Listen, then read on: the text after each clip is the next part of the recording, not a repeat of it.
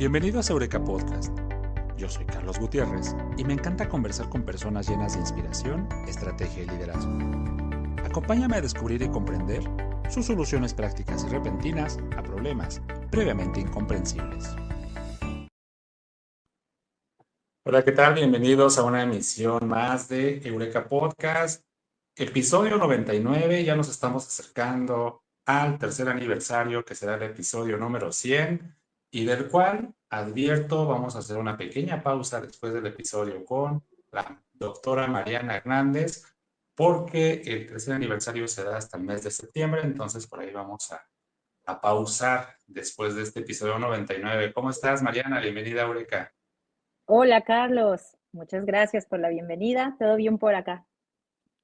Todo bien por acá y déjame presumirle a la audiencia que me encontré una paisa de allá de Hidalgo, el bellísimo Hidalgo, en Veracruz, y es un pedacito de mi tierra que me refresca en estos días tan calurosos que tenemos por acá.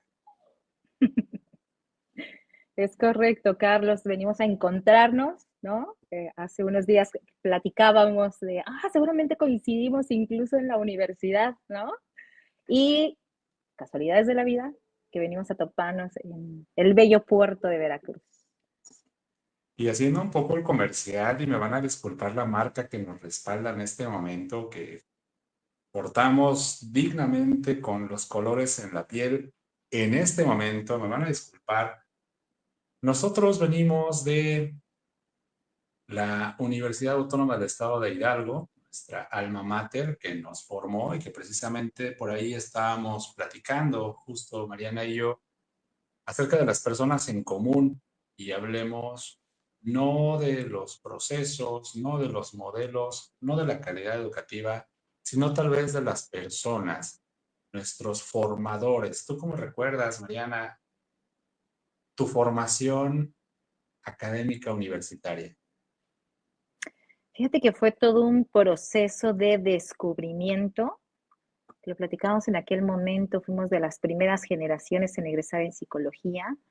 En efecto, era un programa certificado en proceso de, ya validado, por eso que se estaba operando. Sin embargo, el hecho de contactar con personas en proceso de formación y docentes, en su mayoría jóvenes, ¿no? Fue una experiencia súper enriquecedora. El acercamiento que tenías con los docentes, esta facilidad que te daban de acercarte, consultar dudas, bien, como muy dirigido en un proceso de tutoría personalizada sin el cascarón, ¿no? O sin el título del tema de la tutoría. Cuando los docentes te compartían sus experiencias desde el contexto profesional, ¿bien? Pues creo que esto te alimentaba y te hacía querer saber más, conocer más de estas áreas. Lo platicábamos hace esos días de estas 4 áreas terminales dentro de la carrera de psicología en esta universidad en específico. Hablábamos de la psicología educativa, la psicología organizacional, la psicología clínica, la psicología social, y cómo cada uno de los docentes que formaban parte de la plantilla, ¿no? De cada una de estas áreas terminales, pues tenía como muy, ¿cómo decirlo? Como muy clara, ¿no? Su postura, su personalidad a partir de esa formación que ellos tenían y lo que querían transmitir a nosotros como estudiantes.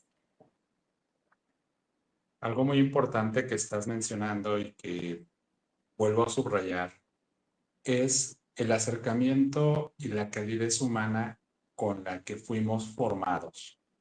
El tener esta vinculación con el catedrático, el tener esta comunicación abierta y el tener siempre la ambición, por qué no decirlo, de querer compartir por parte del docente y aprender por parte del estudiante, generó una experiencia educativa transformadora.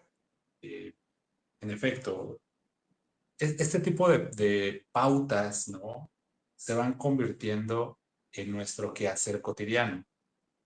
Este tipo de enseñanzas uno busca replicarlas en su práctica profesional, y quizá me atrevo a suponer ¿no? Es mera especulación, que ahí surge en ti el gusto por dedicarte al ámbito educativo.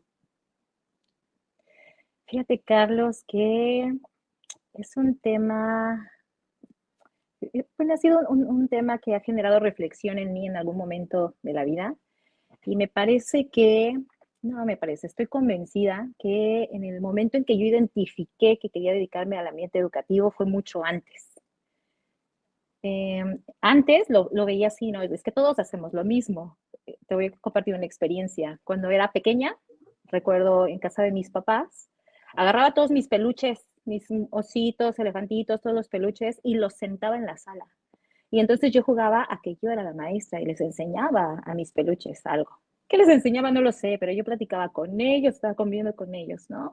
Y son esas memorias que de pronto desde ahí me estaba como dirigiendo, ¿no? Llegó la etapa de la preparatoria. En la preparatoria recuerdo que un docente, abogado por cierto, en la preparatoria, bueno, es una etapa preciosa de formación y de pronto en esta etapa de maduración tenemos o tendemos mucho a defender a capa y espada nuestra postura, nuestra idea, ¿no? Es parte de... Entonces yo recuerdo que hablaba con ese docente y él me decía, es que tú tienes perfil de abogada. Y yo dije, abogada, tal vez sí. Entonces llego a la casa toda emocionada y les platico a mis papás, creo que voy a ser abogada, ¿no? Y mi papá así de, ¿estás segura? ¿No? Piénsalo, reflexiónalo, investiga más, ¿bien? Y al final opté por psicología. Entro a psicología, identificamos estas 4 áreas terminales de formación y lo que te comentaba hace un momento, ¿no? Esa posibilidad o esa facilidad que te daban los docentes de acercarte y preguntar, y entonces empecé a consultar con las diferentes áreas, ¿no? Con un docente de organizacional y me decía, bueno, aquí vas a ver esto, esto, esto, con un docente de clínica y así me fui y llegué a educativa y me acuerdo mucho de mis maestras con enfoque educativo y dije, esto es lo mío, a mí me encanta el área educativa, ¿bien? Y de ahí me seguí y pues aquí estamos. Este proceso de la vocación es algo que, sobre todo en ámbitos educativos, tiene que ser condicionante para quien se quiere dedicar a este trayecto. Recuerdo alguna vez platicando con un director ejecutivo de una institución educativa que tenía pues, igual un prestigio y una trascendencia muy similar a UVM. Y él me decía, si tú consideras que el camino para generar grandes riquezas y abundancia está en la educación, estás equivocado de industria. Aquí vamos a generar riqueza y abundancia de conocimiento, vamos a generar riqueza y abundancia de llenarnos de satisfacciones, de ayudar a otros, de ver a gente crecer. Pero no se debe de entender la educación como ese sentido frío comercial o de negocio, ¿no? Así es, Carlos. Am, Fíjate que tocas un punto bien, bien importante, ¿no? Y es algo que comparto con mi equipo de docentes. Creo que lo he señalado en diferentes escenarios, que puede ser que en algún momento de nuestras vidas llegamos al ámbito educativo por un tema fortuito, ¿no? Nos hicieron una invitación o tras una situación complicada como lo que vivimos a lo mejor en contingencia, ¿no? No había como muchas posibilidades en el tema de la industria y entonces apostamos por la educación. Y llegamos, ¿no? Al contexto educativo, llegamos a conocer algún nivel en específico de formación de personas. Y es aquí donde comienza para estas personas el tema de enamoramiento, ¿no? Y de generar un compromiso con la formación. Bien. Yo le comento a los maestros, estamos aquí porque queremos, porque nos gusta, porque nos llena, porque disfrutamos, porque somos responsables y tenemos mucha claridad de ello, de lo que estamos haciendo dentro y fuera del aula de clases. La forma en que impactamos con la población con la que tenemos contacto. Y la población con la que tenemos contacto no necesariamente es a la que tengo enfrente dentro del aula de clases, sino también aquella con la que convivo, los estudiantes cómo me observan, bien, afuera, en los pasillos, cómo me llevo con los demás docentes, ¿no? Con mi equipo de administrativos, por ejemplo. Les comento también, cuando te vuelves docente, te vuelves como una figura pública, porque puedes estar en la plaza el fin de semana y de pronto pasa un estudiante y te saluda y el estudiante va con su familia. ¿Y quién es? Ah, pues es mi maestra o es mi maestro. Entonces la imagen que reflejas también habla mucho de tu persona, ¿no? Entonces es padrísimo. A mí me encanta el tema de la educación. Y en este sentido, el que tenemos la oportunidad de conectar con múltiples personas también nos hace entender que somos seres sociales, estamos en constante evolución y cambio.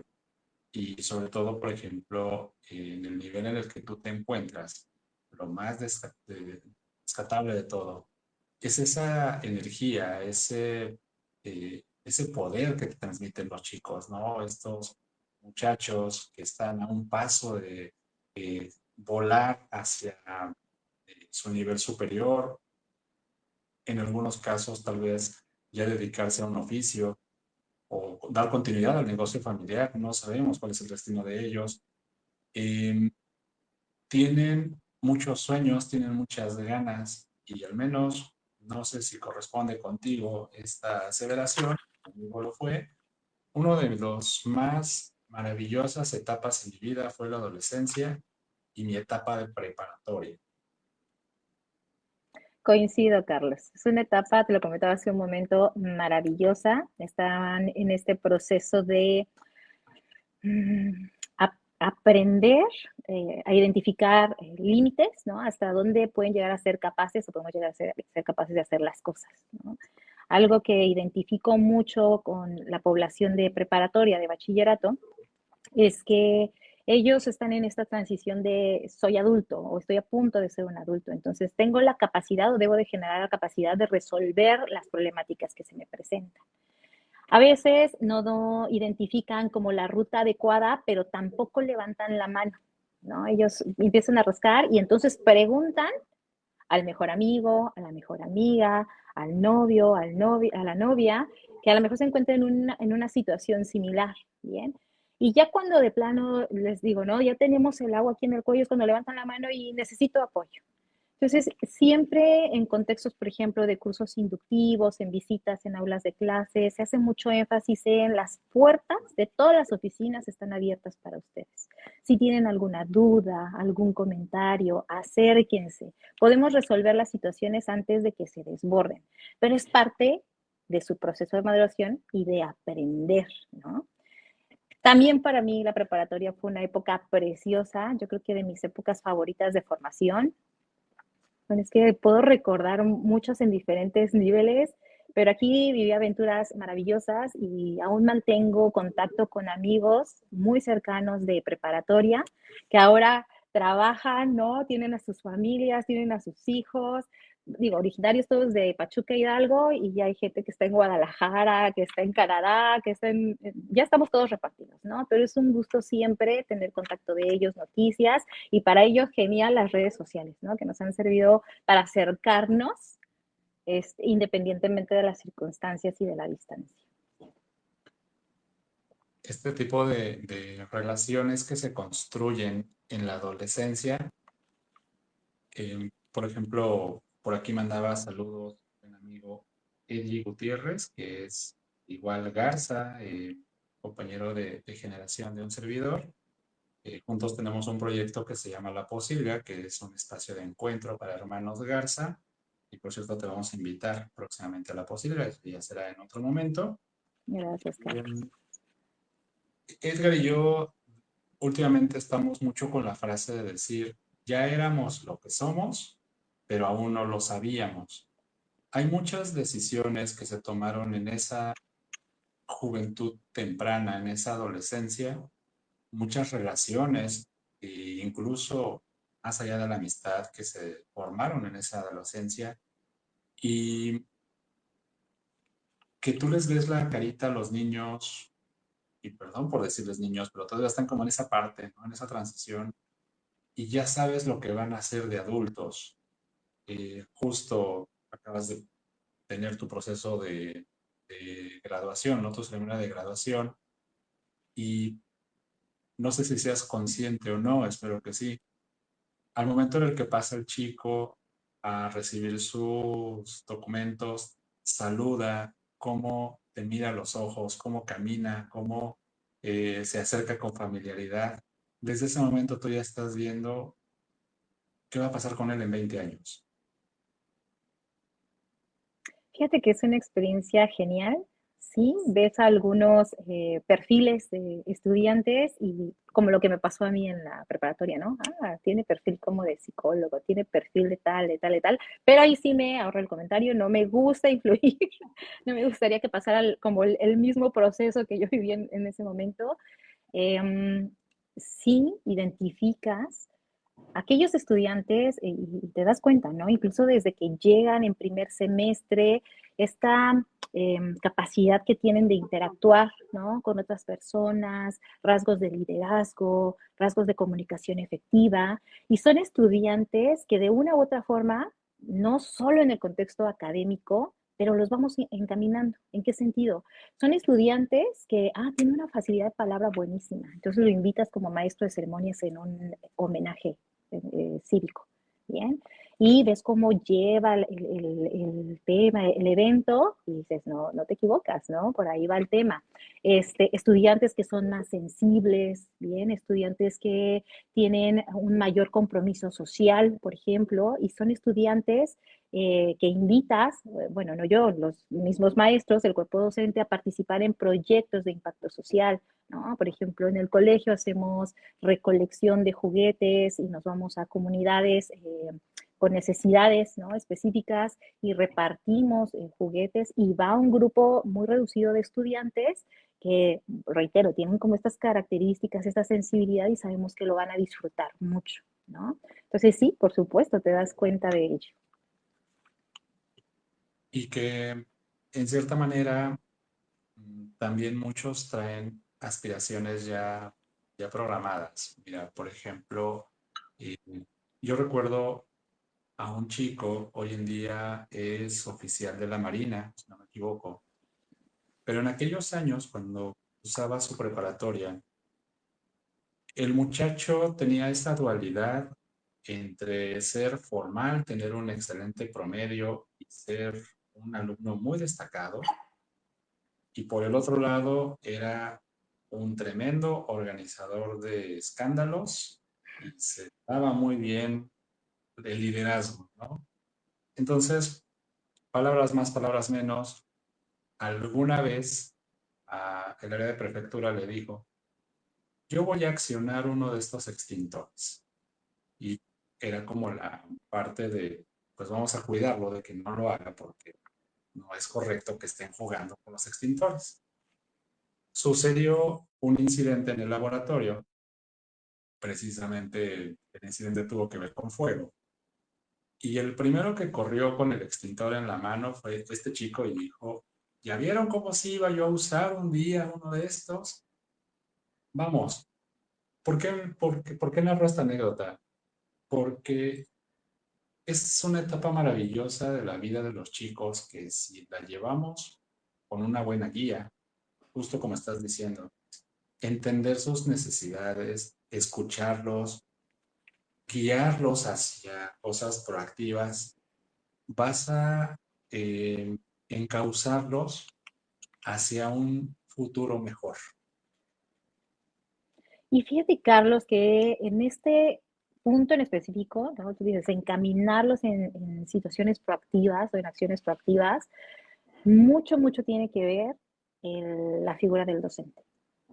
El docente es nuestra carta de presentación dentro del aula de clase, es bueno, en donde trabajo en específico es una matrícula importante, lo platicábamos hace unos días también, estamos cerca, ¿no? Ya llegamos a los 600 estudiantes para arrancar ahora en agosto. Entonces, de pronto, llegar a conocer de manera específica, muy profunda, 600 personas, es todo un reto, ¿no?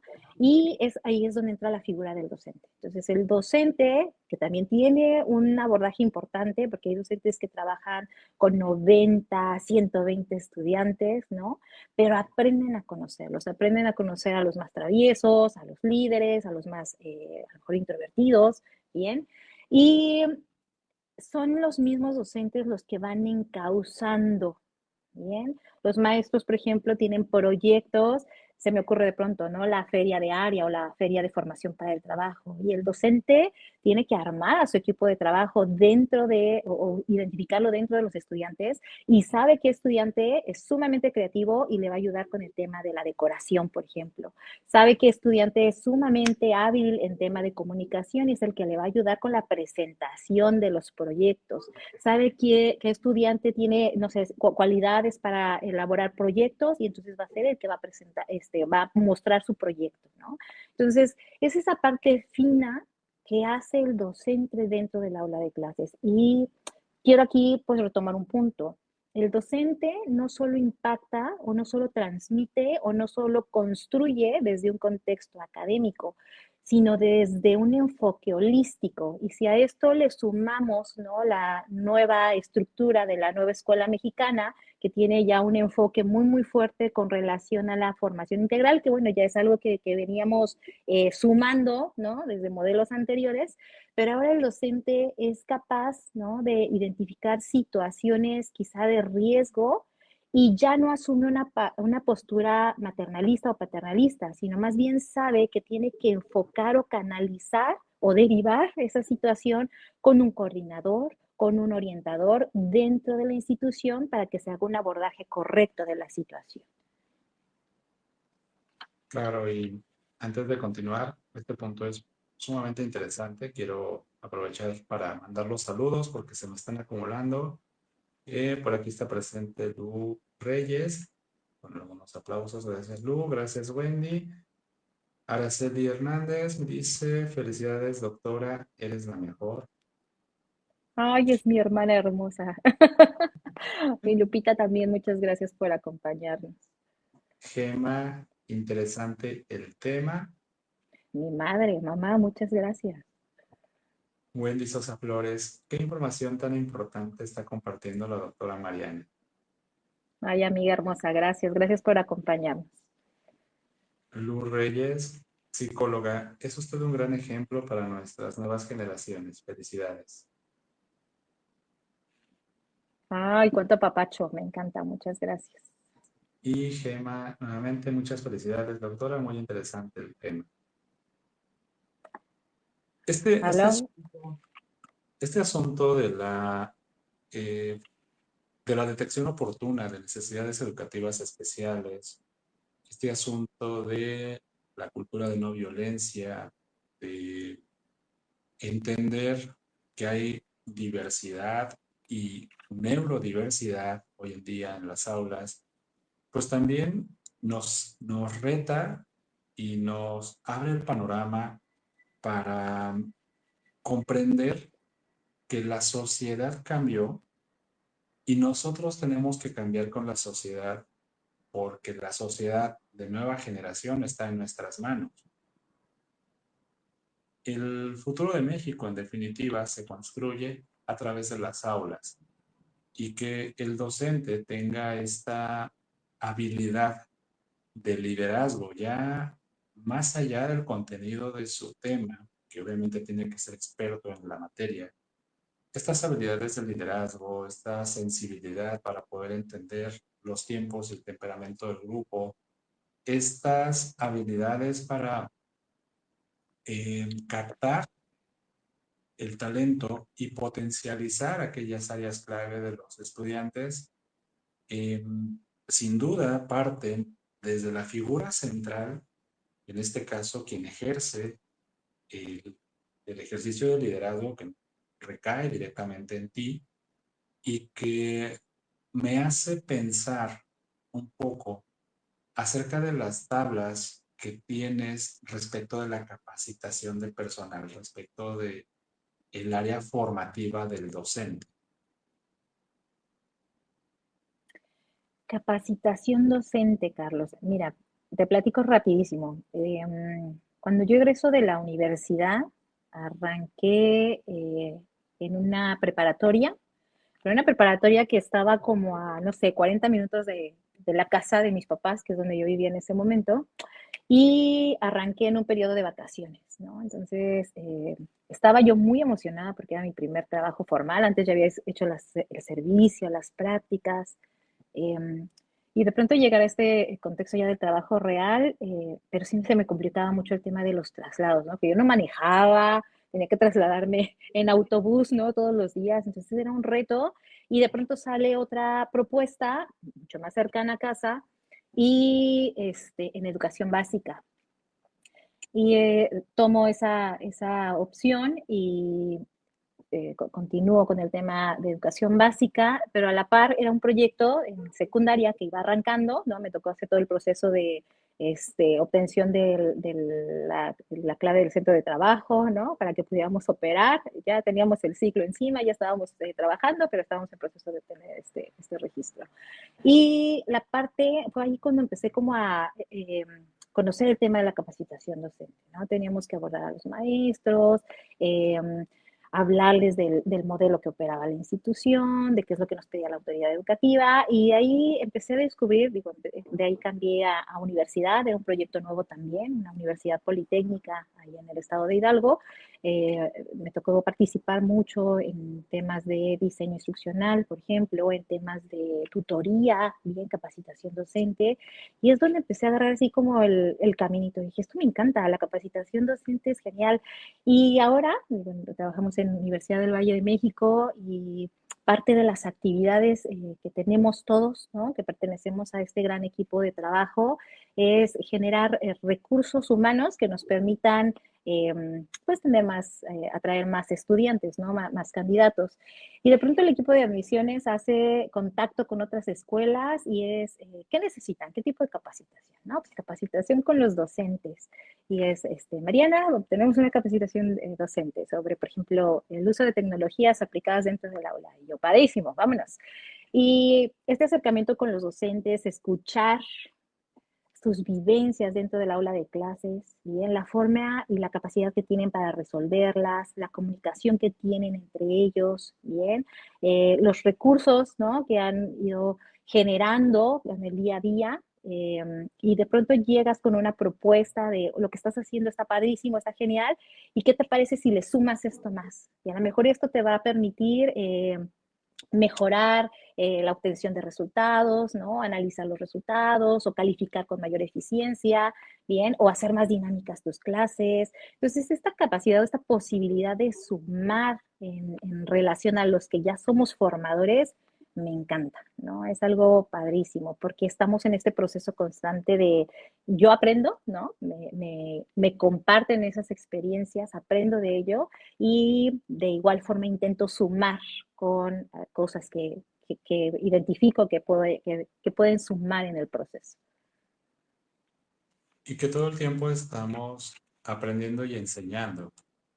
Así El, es. el tener contacto con capital humano, en este caso con los docentes, que es nuestro activo más importante, antes del estudiante, que es nuestro cliente, nos hace entender que para poder dar una instrucción, primero tenemos que estar instruidos y para poder bajar, por ejemplo, un modelo, para poder entender un proceso, para poder hacer ejecutivo una estrategia, tenemos que tener la claridad para poder entenderlo y la capacidad para poderlo enseñar. Y sobre este punto, ¿cuáles han sido las más grandes satisfacciones que has obtenido, por ejemplo, eh, dentro del ámbito de la capacitación del personal? Ay, qué pregunta tan importante, Carlos. Satisfacción. Yo creo que va en el mismo sentido de lo que aprendo, ¿no? Lo que me llevo, porque de pronto uno pudiera pensar que trabajas en el contexto educativo y todo se homologa, todo funciona igual, todo opera igual, ¿no? O de pronto pensar que porque ya llevamos 10 años trabajando en el contexto de educación media superior, cada ciclo va a ser igual. No, el sector educativo es un ente dinámico y cada ciclo escolar trae sus retos, trae sus complicaciones, trae sus satisfacciones. Entonces, esa capacidad de aprender, ¿no? Lo que me llevo a partir de las experiencias que obtengo con estos contactos con otros docentes, pues es genial. Eh, Satisfacciones también en qué sentido, cuando terminas la charla, el taller y se acercan, oye Mariana, y de pronto tengo esta situación, ¿cómo podríamos abordarlo? Y de pronto detenerte y bueno, ¿cuál es tu contexto, no? Descríbeme en qué nivel lo quieres operar, ¿no? O cómo es tu población, porque lo que me funciona a mí no necesariamente tiene que aplicarte a ti, ¿no? Y de pronto poder intercambiar y convivir, creo que eso es lo más enriquecedor, Carlos.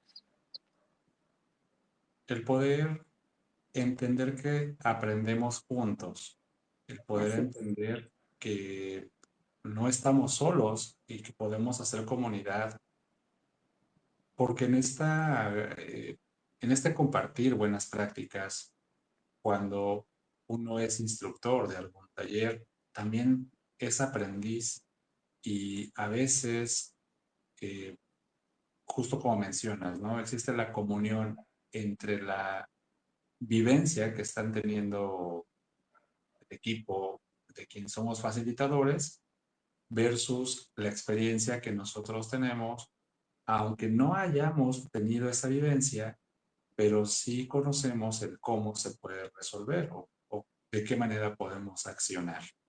En este rubro, retornando nuevamente al ámbito educativo y quizá bajo la misma dinámica, eh, ¿cuáles son las mayores dificultades a las que te has enfrentado siendo directora de nivel bachillerato? Qué pregunta tan bonita, Carlos. Creo que de las mayores dificultades de inicio fue el abordaje con los padres de familia. Con los estudiantes es parte de su naturaleza que un día te aman y al siguiente ya no, ¿no? Porque el siguiente no justificaste una falta porque se quedó dormido, por ejemplo, ¿no? Y lo entiendes que es parte de este proceso de maduración, que ellos tienen que aprender, ¿no? Es un proceso formativo, reitero, no solo académico, sino también de vida, en donde saben que tienen que portar un uniforme y algo que usa mucho mi coordinadora, la licenciada Jessie, es tienes que utilizar el uniforme porque te estamos formando y no va a ser que cuando termines la carrera en la arquitectura tú vas a llegar a supervisar la obra y en lugar de un casco llegues con una gorra, ¿no? Es un proceso formativo y tenemos que atenderlo. Entonces, esto cuando lo transmitimos a los estudiantes en este nivel en específico, pues se entiende que se molestan, que pudieran no aceptarlo de manera inmediata, ¿no?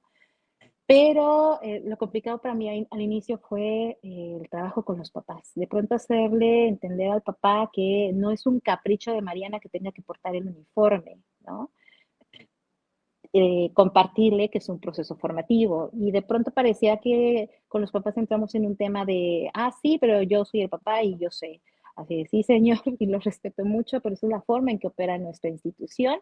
Y agradecemos mucho la confianza que ha depositado en nuestra escuela y sabemos lo que estamos haciendo. Entonces, de pronto, también hacerles conocedores, ¿no? De los resultados académicos que se han obtenido dentro de la institución para que ellos tengan plena confianza de que la forma en que opera la institución es la adecuada, ¿no? Y que no se equivocan, ya me voy a entrar el súper comercial, ¿no? Somos la mejor escuela, pero es parte de. Entonces yo creo que ahí, al inicio el tema con los padres de familia.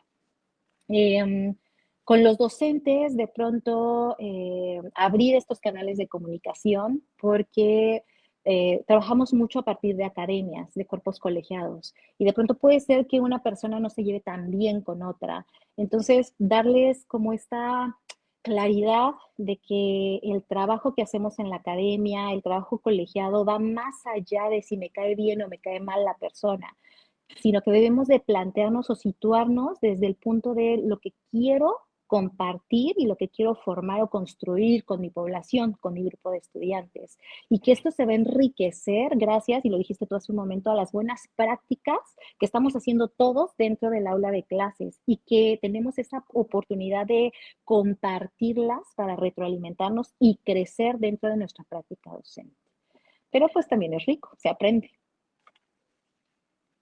Sí, y qué bueno que los papás estén presentes. Es algo que de repente nos llegamos a cuestionar un poco, tal vez por cómo fuimos formados, ¿no? La generación que correspondía con nosotros. Yo al menos, por ejemplo, aquí voy a exponer a mi mamá, pero así fue.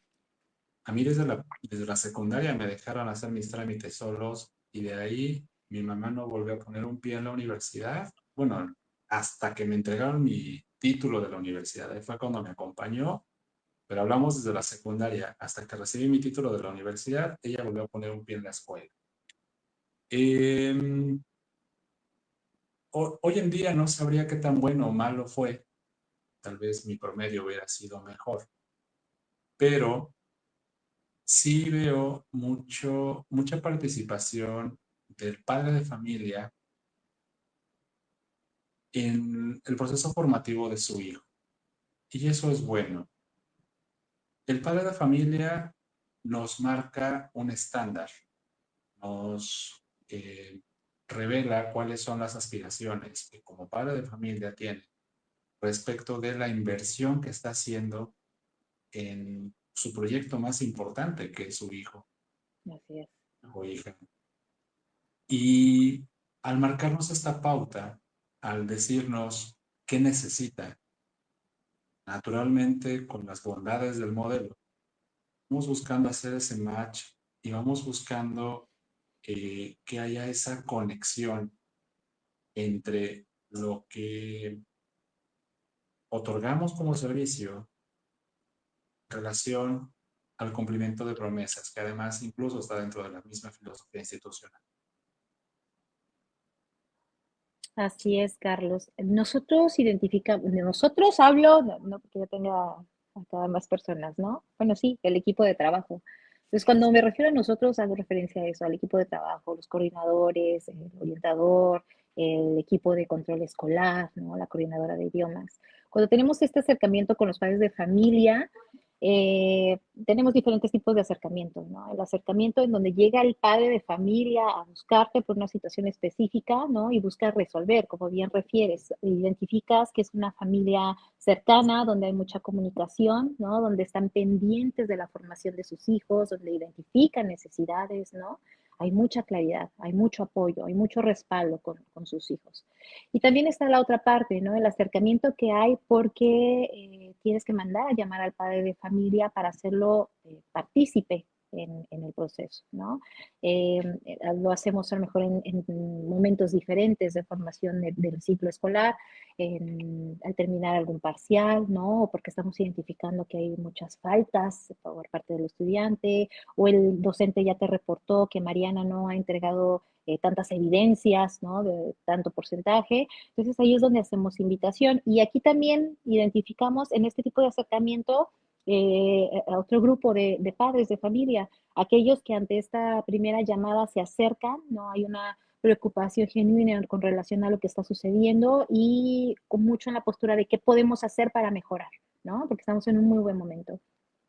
Lamentablemente, y la ventaja es que es la minoría, ¿no? También hay estos casos en donde hay una primera invitación, una segunda invitación, una tercera invitación, y ya llegamos a procesos ya terminales del ciclo escolar, donde a veces es más complicado poder generar alguna estrategia para salvar a un estudiante académicamente hablando, y es donde llega la figura del padre de familia, ¿no? Entonces aquí, en este punto, se vuelve un poquito más complicado y también, pues, identificamos que a lo mejor el nivel de acercamiento, a lo mejor también el nivel de demanda laboral de la familia no les permite estar tan pendientes o tan cercanos, pero al final del día siempre se buscan o se procuran las estrategias para no regalar una calificación, pero sí establecer compromisos que le permitan al estudiante aprender, generar las competencias que debe de desarrollar en ese proceso, en ese ciclo en específico. Claro, y que además buscando siempre hacerlo responsable y partícipe de, Así es. eh, vamos, estas actividades compensatorias o estos cursos remediales que se van generando a partir de la necesidad de regularización, también tienen la finalidad de eh, pues cumplir con el avance académico, no mermar esa parte vital en su formación, porque habrá que entender que por más grandotes que los veamos y por más eh, casi adultos, siguen siendo menores de edad, siguen siendo personas que tienen una carga emocional fuerte. Y recuerdo mucho también en el nivel que lo mencionabas hace un momento, hoy te pueden amar, mañana te pueden odiar, pero definitivamente jamás te tendrán rencor. Eso es algo maravilloso de esta etapa de la vida, que las emociones son fugaces, son intensas, pero también son pasajeras.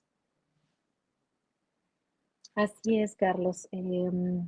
Lo mencionabas tú al inicio de nuestra conversación, ¿no? Es un nivel educativo que está lleno de energía, que por eso demanda, pero también motiva.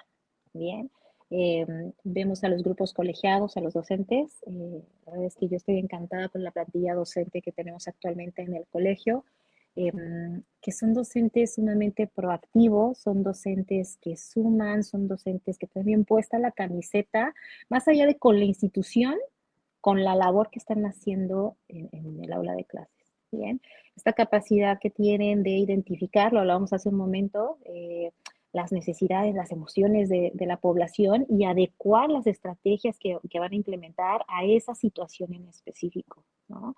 Tengo una maestra que es sumamente creativa, la maestra Elaine, y de pronto ve como muy pasivo al grupo y lo saca a hacer una actividad a la cancha, ella hace mucho, ella tiene un perfil de fisioterapia, eh, ella trabaja con la formación para el trabajo de higiene y salud comunitaria, lleva ya años colaborando con esta unidad curricular de aprendizaje, ahora con la nueva escuela mexicana, y de pronto genera proyectos o estrategias que van enfocadas a hacer equipos, parejas, y uno se venda los ojos y el otro es como el lazarillo, ¿no?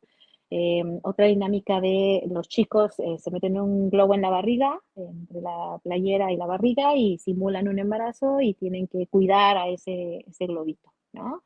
La dinámica del huevo, no sé si tú recuerdas en la carrera de psicología, creo que todos hicimos esa dinámica, ¿no? De cuidar al huevo. Tu hijo huevo. Entonces, este tipo de dinámicas que activan a los estudiantes, bien, otras maestras, otros maestros que hacen actividades que suman, y obviamente tienen pertinencia con el abordaje de los temas que están revisando en este momento y explotan, quiero decirlo así, pues esta capacidad que tienen los estudiantes en esta edad, ¿no? Este motor, esta energía y suman. Y pues también se vuelve una actividad o un tema bastante competitivo, ¿no? No, un maestro no se quiere quedar atrás con sus grupos y entonces suman y suman y suman y pues de ahí la generación de proyectos padrísimos, padrísimos. Y son competencias sanas. Perdóname, Carlos, no te escuché. Digo que son competencias sanas, son competencias que Así es. van buscando elevar el nivel. Así es, que no van en ese tenor de sabotear, sino más bien de soy capaz de generar mejores cosas, ¿no? Entonces es ir poniendo estándares muy, muy altos. Y hablando de estándares altos, también tengo entendido que Domina Batch, que es pues es una acreditación nacional basada en estándares internacionales, también se convierte pues en una certificación o una acreditación que ratifica la calidad académica. En este sentido, eh, más allá del instrumento, ¿cuál es como la fórmula mágica para que los chicos tengan estos niveles de aprovechamiento en Domina? Ay, qué buena pregunta, Carlos. Mira, Domina, para dar como contexto rapidísimo. Domina es una evaluación estandarizada a nivel nacional que genera Ceneval. Y ubiquemos a Ceneval como la máxima casa de evaluación, ¿no?, en todo México. Ceneval es el responsable de generar evaluaciones como Exani, ¿no?, de ingreso a la universidad o al posgrado, incluso a preparatorias oficiales, y exámenes de GEL para el egreso de la licenciatura o la ingeniería. Pues Ceneval, como interesado en identificar cuáles son las competencias de egreso de bachillerato, justo genera esta prueba que se llama Domina. Domina tuvo una adecuación en instrumento desde hace 3 años, ahora es Domina Batch avanzado, y hay un Domina Batch, yo olvidé la última palabra, que se aplica en cuarto semestre, pero avanzado se aplica en sexto semestre, y es un instrumento que no todas las instituciones de educación media superior aplican, porque al final del día tiene un costo, implica un costo para la institución, pero dentro de la institución donde laboramos, pues en efecto se aplica, ¿no? Entonces, esta prueba desde que se ha implementado dentro de la institución, dentro del Colegio Villarrica, yo siempre lo he dicho con un montón de orgullo, ¿no? Nos hemos posicionado en los primeros lugares a nivel nacional. Y tú dices, ¿a qué se debe el éxito de los resultados? A un montón de factores, Carlos. Son muchas variables. Va desde el tema del compromiso docente, del trabajo colegiado, de qué es lo que está haciendo el docente para innovar dentro de la aula de clase, para interesar al estudiante sobre los contenidos, porque de pronto es preparatoria y es, ay, qué flojera, ¿no? Algunos, otros es, este tema me atrapa, me encanta, y entonces es ahí donde hizo clic el docente y puff, puede sacar cosas maravillosas. También tiene mucho que ver con generar una cultura de la aplicación de la prueba. O sea, un estudiante no llega a sexto semestre y dice, oh, sorpresa, te vamos a aplicar el examen nacional. No, es un proceso que ellos tienen conocimiento desde incluso que son candidatos para entrar con nosotros a la institución. Se les habla de la prueba, de la importancia que tiene para identificar la calidad educativa que genera o que oferta el colegio. Y esto es algo que yo platico mucho con los papás. De pronto hablar de la calidad educativa puede sentirse un tanto subjetivo, ¿no? ¿Quién dice que esto es calidad educativa? ¿Quién dice que el modelo que opera se está ofertando calidad educativa? Pues no lo dice Mariana, lo dice Ceneval a partir de esta evaluación. Entonces, eso está genial. También algo que comentamos mucho con los estudiantes, y esto fue una idea preciosa de la coordinadora, la licenciada Jessie, argumentar con ellos, ¿no? Esto es la antesala o es un ejercicio, es tu prueba para tu examen de ingreso a la universidad, aquellos que están tirando a universidades oficiales, ¿bien? Alguna universidad autónoma. Entonces, ¿por qué? Porque es un examen muy, muy similar a Examen 1. Entonces, date esa oportunidad de conocer la evaluación, tómala en serio, practica, ¿bien? Y algo también bien importante es que el Colegio Villarrica no prepara a los estudiantes para esta prueba en sexto semestre. Reitero, es un trabajo que viene desde que recibimos al estudiante en primer semestre, bien, la identificación de la generación de competencias o construcción de competencias, de habilidades en todos los ciclos de formación. Y esto también se identifica a partir del tipo de instrumentos que elaboran de manera colegiada los docentes para cada una de las unidades de aprendizaje curricular. Sí, la evaluación es un proceso continuo. Alguna vez, platicando con un CEO de una institución educativa, em, hablábamos precisamente sobre el rendimiento académico y sobre los resultados de las evaluaciones y el índice de reprobación. Y él me decía, si tú consideras que la evaluación es aplicar un cuestionario, entonces estás equivocado y no entiendes para nada el concepto de evaluación. La evaluación es un concepto integral que implica precisamente evaluar el proceso y el producto. Dentro del proceso, precisamente lo acabas de mencionar, el proceso es desde que ingresa el estudiante, primer ciclo, segundo ciclo, ir progresivamente avanzando en su nivel de competencia. Ese es el proceso. El producto, ahora sí, es como tal la prueba estandarizada que aplicarás en cuarto o en sexto grado y que nos va a dar cuenta, nos va a dar el referente de en qué punto estamos y qué podemos mejorar. Naturalmente, en esta sana competencia, hoy dices orgullosa, estoy en los primeros lugares a nivel nacional. Estamos. Estamos en los primeros lugares a nivel nacional, pero sé que no estás o no estarás satisfecha hasta que no estés en el primer lugar a nivel nacional, ¿no? Ya lo agarramos como un tema de compromiso, ¿te das cuenta? Em, lo comentabas ahorita, en el proceso de formación hay diferentes tiempos, ¿no? El tiempo del aula de clase, o perdón, de la clase, ¿no? De estar frente al grupo, es ingresas, das una bienvenida, ¿no? Haces alguna actividad para identificar los conocimientos que compartimos en una sesión anterior, desarrollas tu sesión de clase y ya vas cerrando tu sesión, concluyes, dejas alguna actividad o retroalimentas alguna actividad de las que desarrollamos. En efecto, lo mismo pasa con el tema de la evaluación, de ahí que tenemos una evaluación diagnóstico, ¿no? Para identificar de qué debemos partir. Dentro del colegio tenemos un curso inductivo propedéutico que justo nos permite identificar cuáles son las necesidades, ¿no? De nivelación que tiene la población que ingresa por primera vez en la institución. ¿Por qué? Porque no todos los pequeños, no, los jóvenes que entran vienen, por ejemplo, de nuestro mismo colegio, sino recibimos población de otras secundarias y entonces nuestro interés es nivelar el desarrollo de competencias de los chicos. Eh, entonces hacemos una evaluación diagnóstica y a partir de ello el docente identifica cuáles son los temas que tiene que tener como mayor abordaje, cuáles no son, o podemos verlos de forma más ligera porque vienen muy fuertes en el tema, ¿no? También podemos hablar de la evaluación continua, que son todos estos o todas estas evidencias que el estudiante genera en su proceso de formación en un parcial, por ejemplo, ¿no?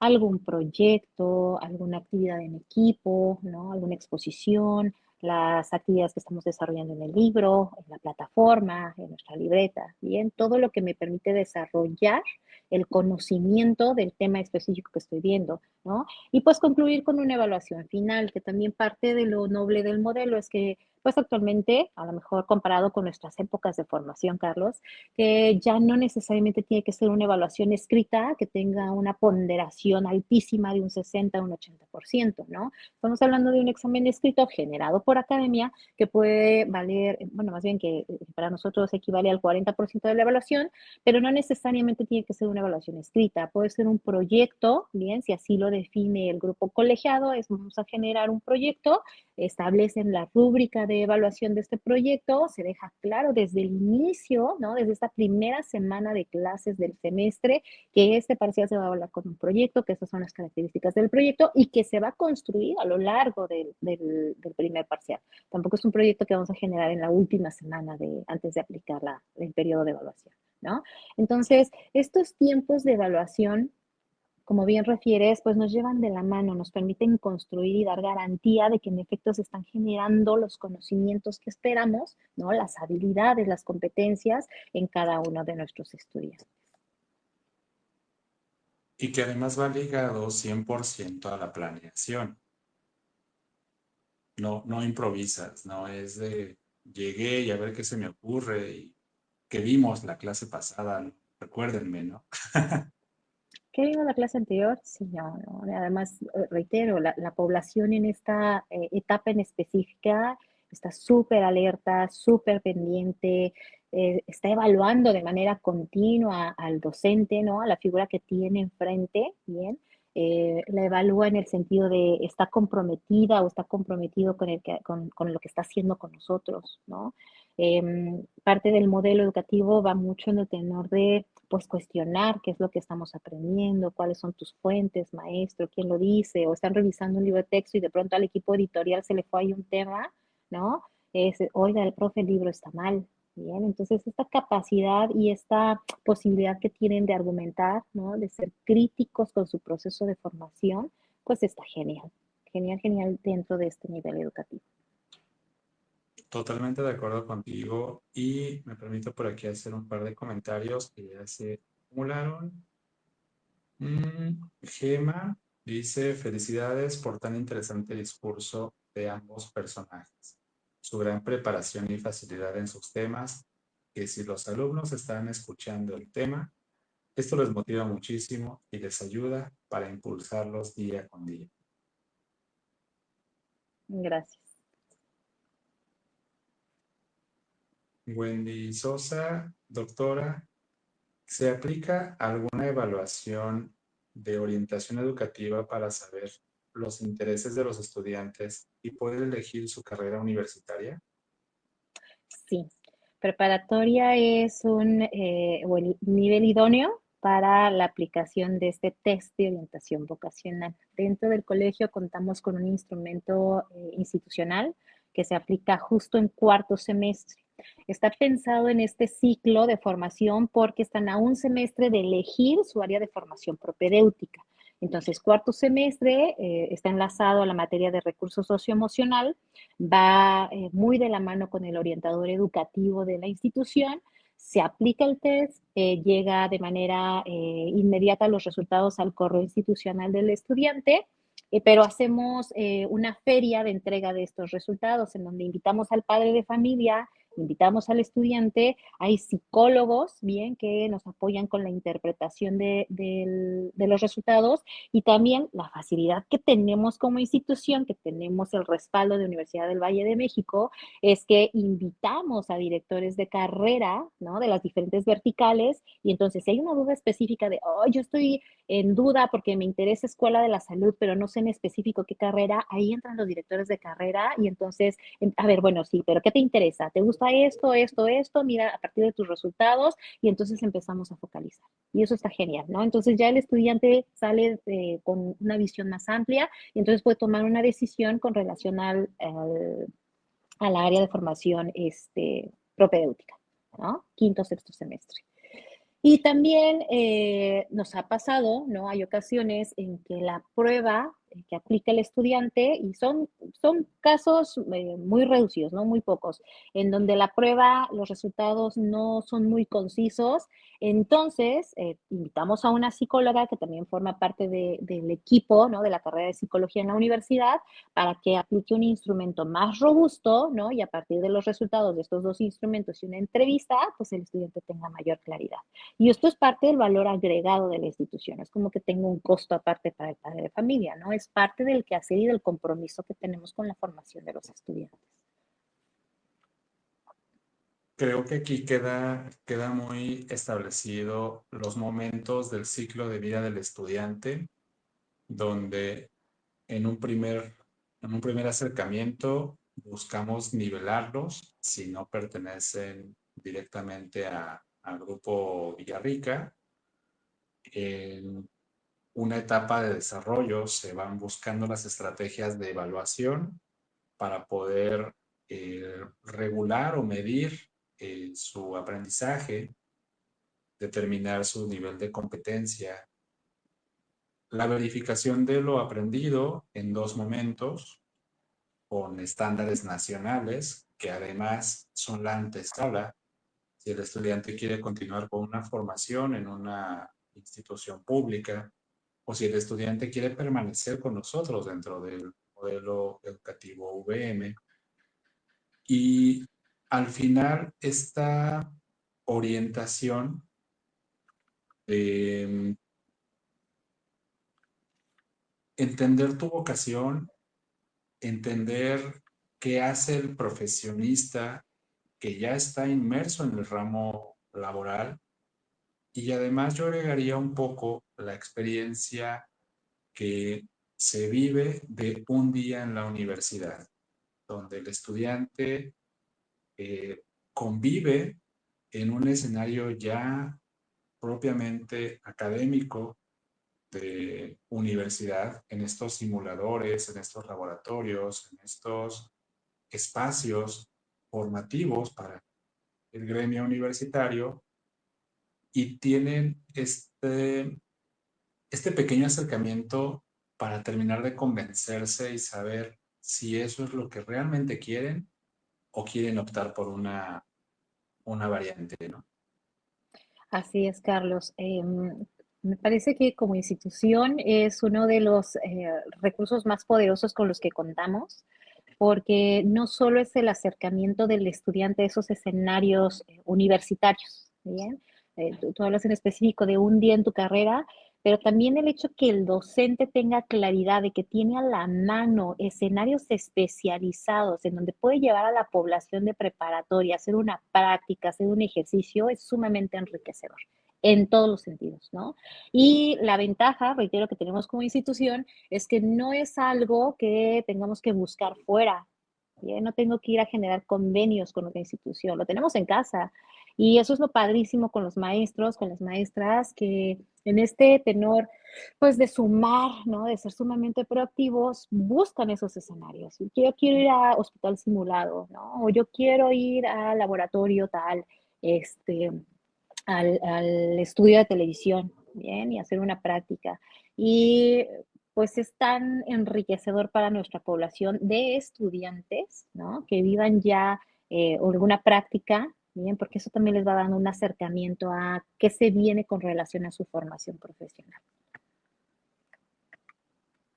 Sí, por acá los saludos. Dice Ana García, muchas felicidades, excelente trabajo, doctora. Se ha reflejado su trabajo en los resultados de sus estudiantes. Gracias, Ani.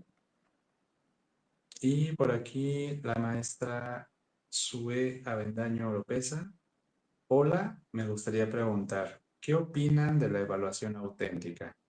Un abrazo con afecto a los dos. Sue, qué gusto encontrarte en este escenario.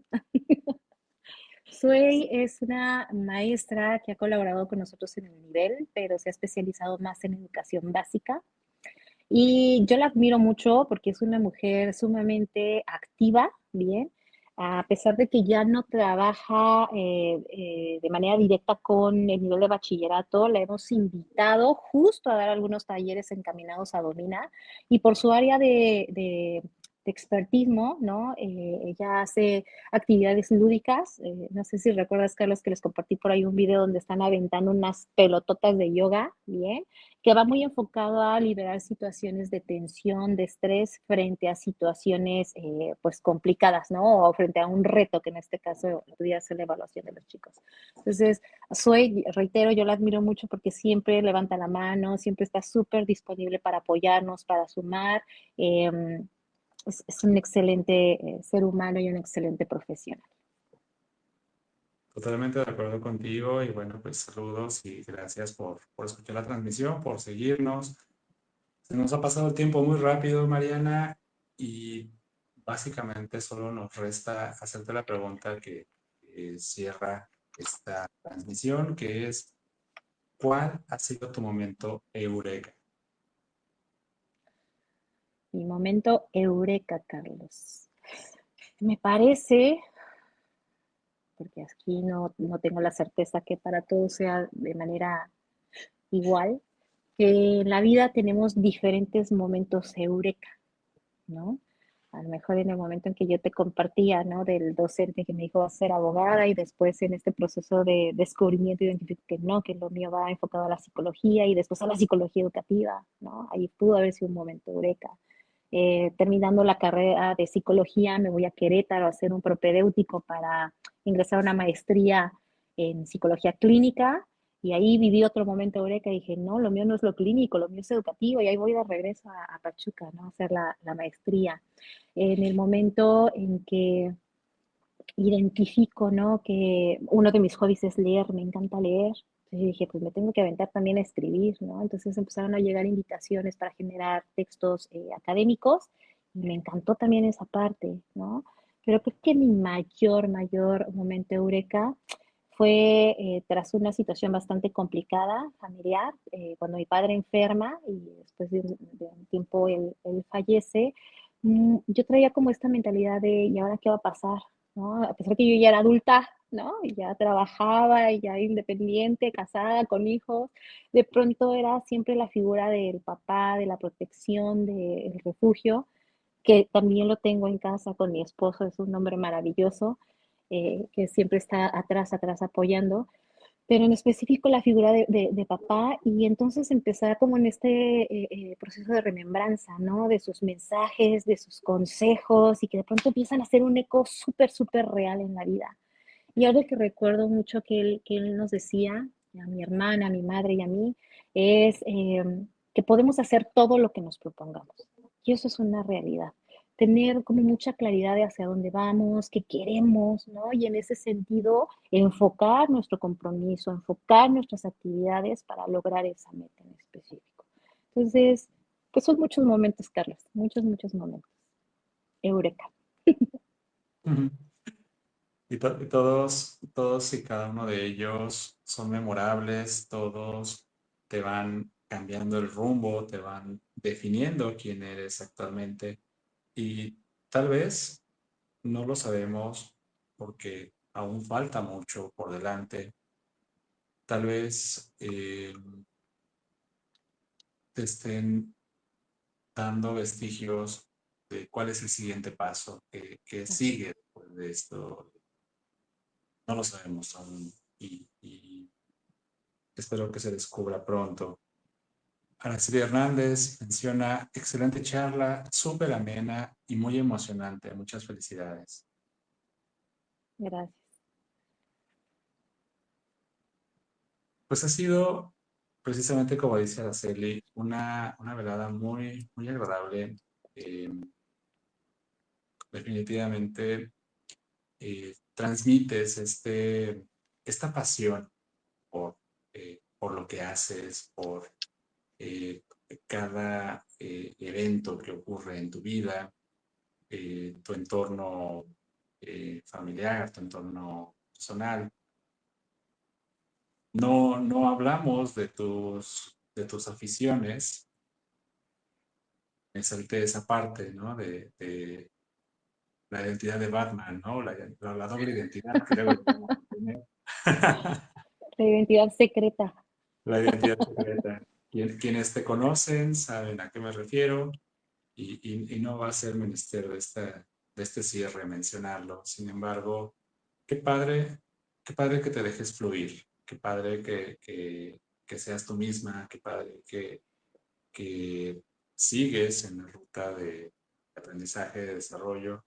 Yo te agradezco mucho que hayas compartido con nosotros estos momentos, estos pequeños detalles que son muy valiosos en tu vida, en tu formación y que seguramente quienes, por ahí se mencionaban los comentarios, quienes estén escuchando, pues están recibiendo una dosis de motivación en base a lo que tú nos compartes como experiencia. Gracias a ti, Carlos, por la invitación. De igual forma, se me fue rapidísimo el tiempo. Llevamos ya un poquito más de una hora con esta charla. Yo espero que nuestros escuchas también. Quiero agradecer a las personas que nos acompañan. Cuando empezaste a leer los comentarios, eh, son personas familiares, ¿no? Y muy, muy buenas amistades. Yo llegué aquí a Veracruz hace 12 años y algo precioso, ¿no? De mudarte a otra ciudad es la red de apoyo que generas con otras personas, ¿no? Que quizá no están en las mismas circunstancias, ¿no? No es que se acaban de mudar a Veracruz, a lo mejor ya tienen historia o a lo mejor sí acaban de llegar. Y entonces comienzas a construir esta red de convivencia y yo estoy súper, súper orgullosa también de las amistades que he generado aquí en Veracruz y que reitero nos acompañan hoy porque me encanta estar rodeada de personas pues tan exitosas, ¿no?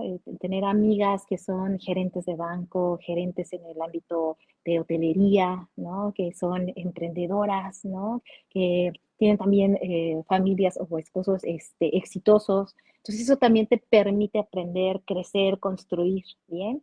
Y también por ahí las amigas que me acompañan de toda la vida, aquellas amigas que en algún momento tuve que dejar de manera presencial en Pachuca, pero que sé que siempre están en la mano, que siempre están acompañando y que están a un mensajito, ¿no? Entonces, qué rico que parte de esta charla nos haya permitido tener ese acercamiento con ellos. Gracias, Carlos. Maravilloso, pues y la tienen, estuvo con nosotros la doctora Mariana Hernández, directora del Colegio Villarrica, División Bachillerato.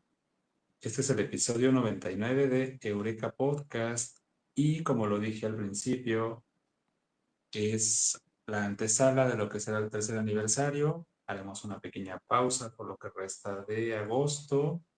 Vamos a regresar en septiembre con ese episodio número 100. Va a ser una sorpresa, todavía no tengo idea de qué voy a hacer para el festejo, pero sé que lo que se genere va a ser del agrado de todos ustedes por haberme acompañado ya durante 3 años en esta aventura y te agradezco mucho, Mariana, por aceptar la invitación, por compartir tu historia y por dejarnos entrar en tu corazón esta noche.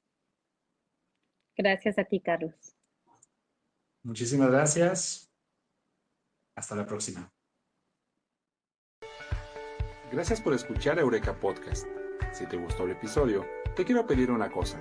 Apóyame enviándolo a quien creas que le puede servir, ya sea por WhatsApp, por correo electrónico, por mensaje directo o por donde tú quieras. Nada me haría más feliz que el saber que estas historias han sido una fuente de inspiración para que alguien se decida a mejorar su metro cuadrado. Nos vemos el próximo miércoles por Facebook Live y los jueves en Spotify y YouTube. Me encuentras como @caredgr. Espero leer tus comentarios. Que sigas teniendo más momentos Eureka.